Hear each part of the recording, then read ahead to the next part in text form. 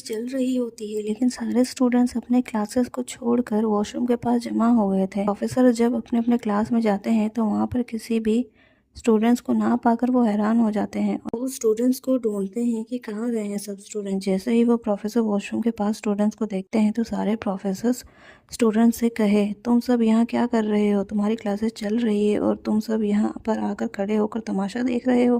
क्या तमाशा चल रहा है? जाओ जाओ सारे अपने क्लास में, कोई भी हमें यहाँ पर नहीं दिखेगा कॉरिडोर में। प्रोफेसर को देख कर नताशा को अच्छा मौका मिल जाता है और वो बोली, सर वो भूमिका और आलिया की वजह से यह सब हो रहा है।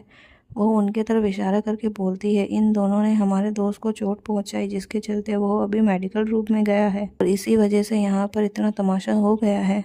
जब प्रोफेसर ये सुनते हैं तो हैरान हो जाते हैं, क्योंकि सबको पता है नताशा इस कॉलेज की सबसे सड़िया अकड़ू लड़की है और कोई भी प्रोफेसर उससे बहस करने की चांस नहीं लेता है, क्योंकि उसके डैड उस कॉलेज के ट्रस्टी हैं, जिसकी वजह से नताशा की उस कॉलेज में काफ़ी ज़्यादा चलती थी और कोई भी नताशा के खिलाफ जाता नहीं था।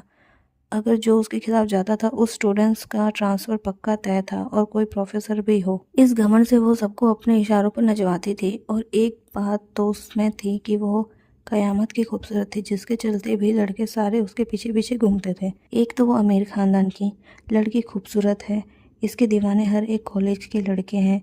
हर एक कॉलेज में स्टूडेंट्स बस नताशा को पाने की चाहत रखते हैं, लेकिन किसी की भी इतनी हैसियत नहीं थी कि उसको हैंडल कर सके, इसलिए सब उससे दूर रहने की ही सोचते थे। लेकिन ऋषि ऐसा लड़का था जो नताशा को हैंडल कर लेता था, या यूँ कहे वो नताशा का गुलाम था। प्रोफेसर बोलते हैं, कौन सी क्लास में है वो? उन दोनों को भेज देना मेरे पास और तुम सारे अपने क्लासेस जाओ यहाँ से। यह कहते हुए वो तीनों अपने अपने क्लासेस में चले जाते हैं। कॉन्फ्रेंस रूम में एक लड़का काफ़ी ज़ोर से चिल्ला रहा होता है सब पर, तुम लोगों से इतनी ज़्यादा लापरवाही कैसे हो गई है? बॉस कुछ ही देर में आने वाले होंगे, आज तो हम सबकी क्लास लगने वाली है।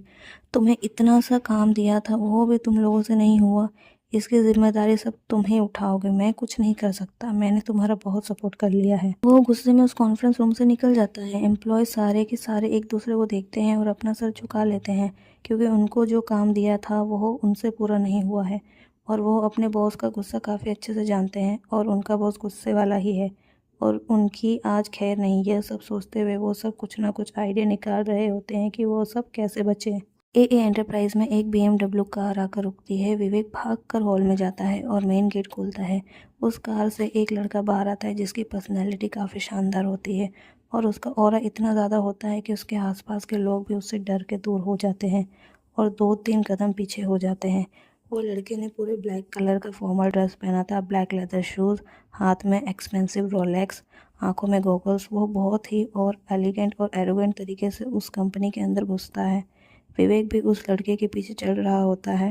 हॉल में जितने भी एम्प्लॉयज होते हैं वो सब खड़े हो जाते हैं और उस लड़के को ग्रीट करते हैं, लेकिन वो किसी को भी भाव दिए बिना अपने केबिन के लिए निकल जाता है। लेकिन तभी विवेक उसको बोला, बॉस आपके केबिन में नहीं, कॉन्फ्रेंस रूम में चलना है।